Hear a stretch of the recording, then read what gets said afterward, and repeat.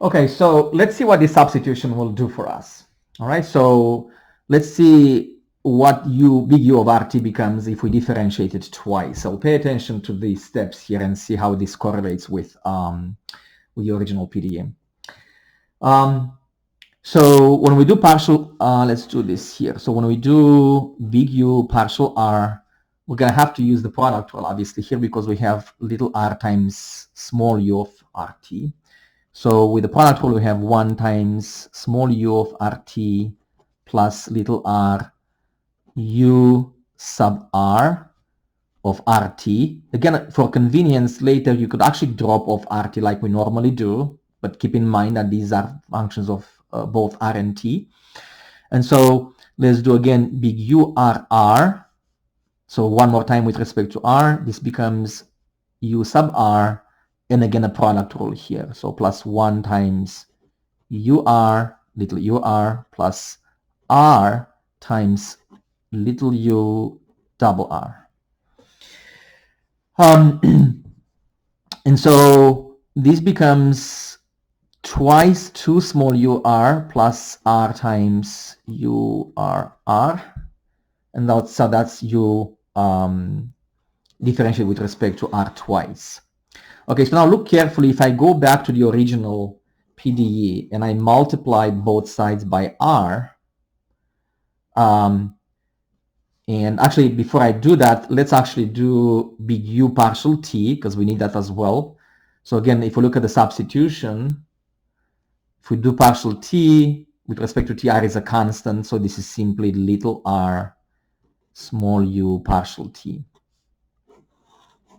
So going all the way back to the PDE, if I multiply by r both sides, I have little r ut equals a squared. And so if I multiply by r in the parentheses, 2 over r is multiplied by r, so it cancels, so it's 2 ur plus r u r twice. So it's really as simple as that. If you notice carefully here, 2 ur plus ru double r, this is nothing but big U differentiated with respect to r twice. And on the left-hand side is big U differentiated with respect to t once. Which is really interesting if you think about how these tricks can work only in some context, because as a side note, if you actually try to do the same in cylindrical coordinates, again, you can take a pause for a moment and look at the Laplacian in cylindrical coordinates, and you'll notice that instead of 2 over r, you have 1 over r. So this little trick doesn't work, because when you differentiate it twice with respect to r, you get this 2ur, which works perfectly in my case because of the way the Laplacian looks like in spherical coordinates. So I know already that the associated PDE in terms of big U, it's essentially identical to the heat equation in Cartesian coordinates. So let's write it here. The associated equation in big U is identical to the one in Cartesian coordinates. Now, of course, r is not an x-coordinate, right? It's the radius. But nothing stops you to use the solution you already know from the Cartesian coordinates and essentially solve immediately for big U. And then you can go back to the substitution and get U of little rt by itself. Now, as always, be careful to change the boundary conditions as well. So with this substitution, we get this in terms of big U, but let's see what the boundary conditions happen when we plug them into the substitution. So now when I plug in the boundary condition U of pi t, so big U of pi t equals pi times little u of pi t, and because little u of pi t is 0, this is also 0. So that only works because I mean, of course, I make it so that the resulting problem in big U is homogeneous. If it's not homogeneous, we have to use other tricks, right? But that's the reason it works. And here's another subtle thing. Remember, in the Cartesian coordinates format, when you have actually a rod, you also need a condition on the left side, right? I mean, the interval for the radius, let me specify it again, for this problem was 0 pi. So it's true that we don't have, in the case of a sphere, any condition at point 0, but we do end up having a condition for big U at 0 simply because of this substitution and some continuity assumption of the solution at point 0. So big U of 0t, because of the substitution, it's 0 times little u of 0t. And again, pay attention here, although the temperature in the sphere at point 0 is not specified, because of the substitution, we do have a homogeneous condition for big U at point 0. It's a little bit more subtle than that, because when you say this U of 0t, you kind of have to imagine basically taking the limit.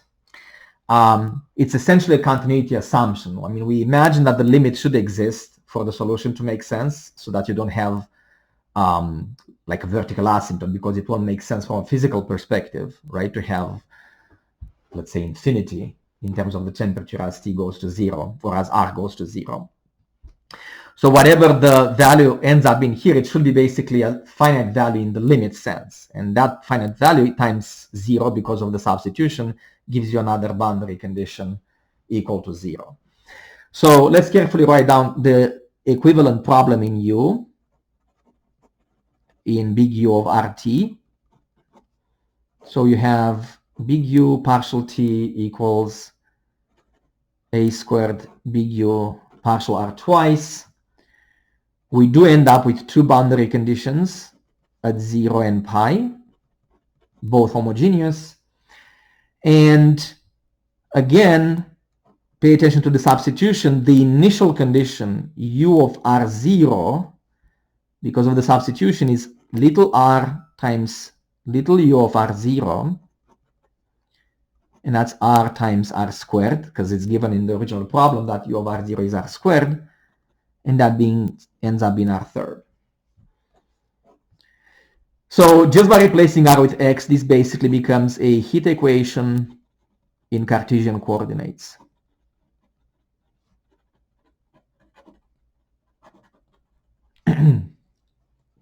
We're not going to repeat the whole thing. Remember, in the previous slide, we had this problem. Okay, the only difference here is that instead of r, or instead of x, we have r, and this will be u of R0 equals r third. So I already mentioned what the solution is here. We can just write it down and simply figure out what the Fourier coefficients are. So normally now you would solve the problem in U. Now, of course, instead of x, again, you will write little r. So you would assume that because of the separation of variables, big U of RT is big X of R times big T of little t. The equation in X, or the so-called Sturm-Liouville problem, would be X double prime plus lambda X equals 0, X of 0 equals X of pi equals 0, leading to the eigenvalues lambda n equals n squared, and xn of little r would be sine of nr.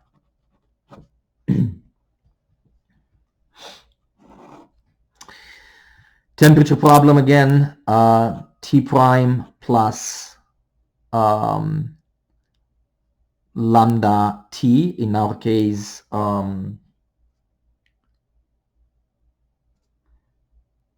yeah, so lambda T, just a second,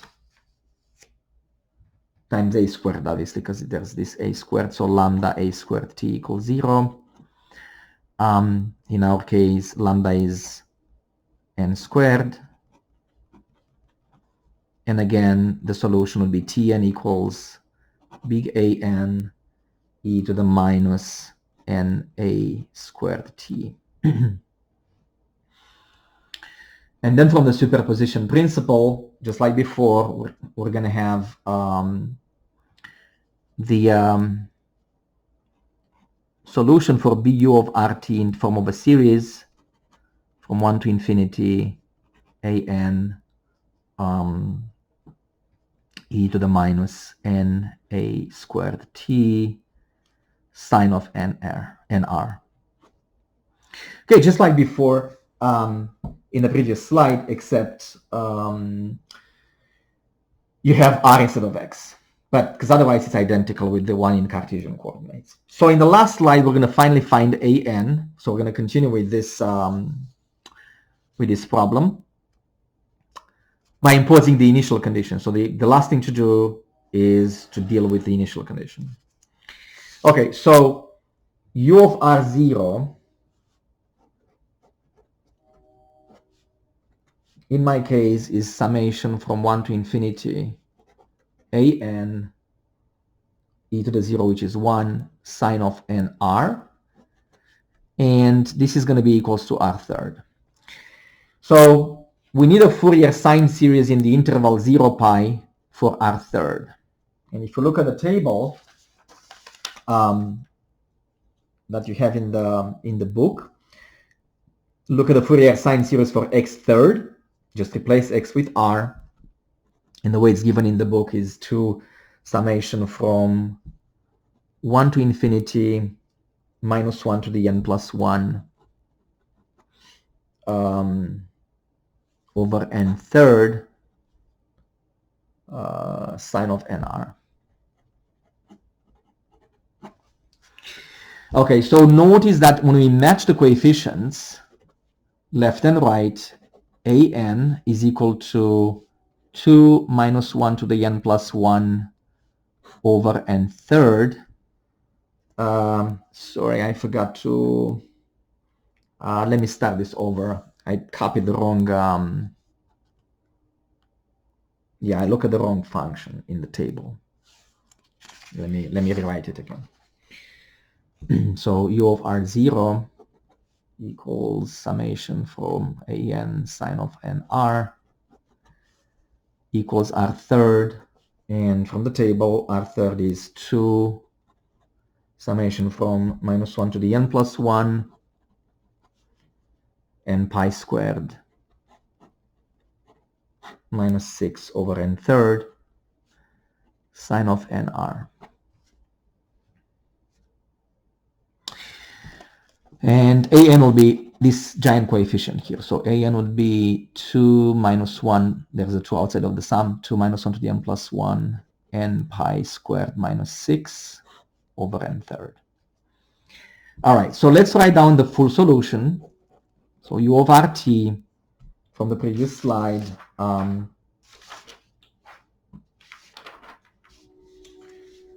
is equal to summation from 1 to infinity an, which we just determined,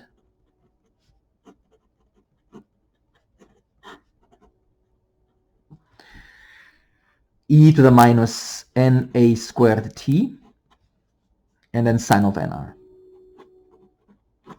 Right, so that's the solution for big U of RT, the one that we obtained via that substitution.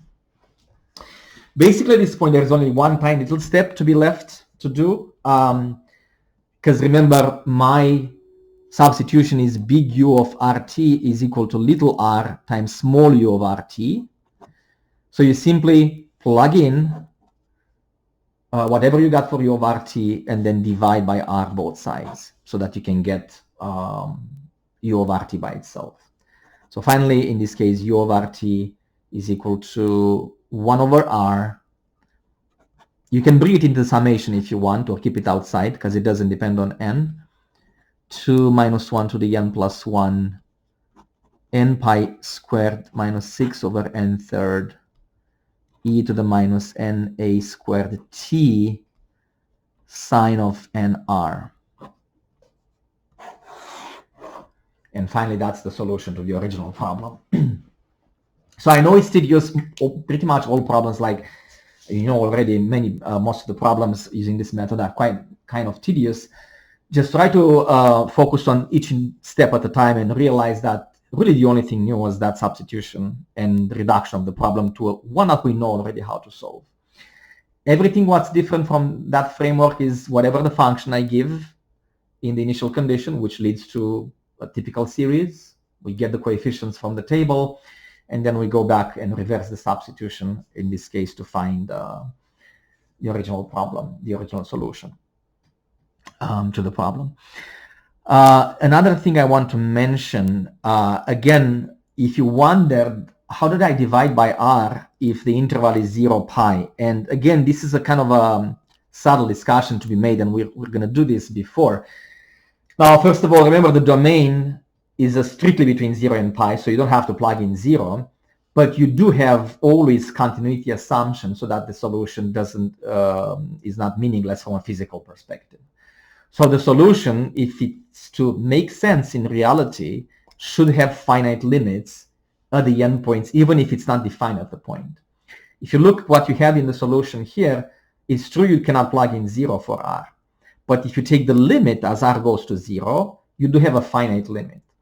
As a remark, you know, if you, this doesn't matter, right? This depends on t, but because when you take the limit as r goes to 0, it really boils down to whether sine of n r divided by r has a limit or not.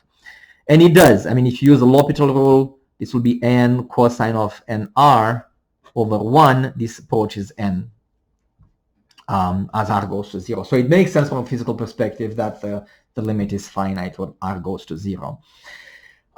You could think of this as a boundary condition in itself, you know, this continuity assumption, which in some other contexts we will actually impose beforehand. The homework problem related to this is very similar. It's the same heat equation, but the boundary conditions will be of Newman type. So it will be prescribed flow on the boundary of the sphere. And in that case, if you do the substitution, so if the original problem had the boundary condition, well, let me put it this way. For this method to work in Newman times condition, so let's go back to the substitution. So let's say if you have a Newman type conditions. So if you go back to the substitution, if you do partial r, which is related to the flux right across the surface, you have 1 times u of rt plus r partial r of rt. So let's say again that the interval is between 0 and pi. So when I plug in pi for r,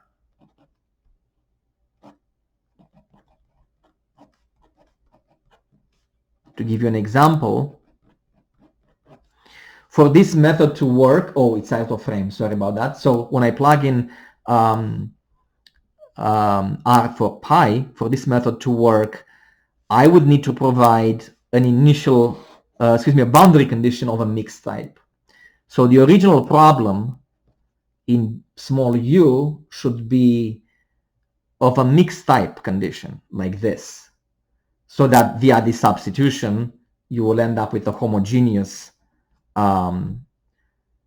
condition in terms of u partial r, right? So I mean, if I don't provide the boundary condition like this method, this little trick doesn't work, or it's not reducible to a problem familiar to you in Cartesian coordinates.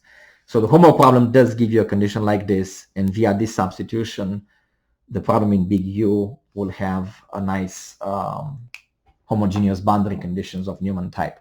So I think that's enough for our first lecture. We're going to continue next time with another type of ordinary differential equation, which will help us dealing with a different type of boundary value problem. So that's it for today. Thank you.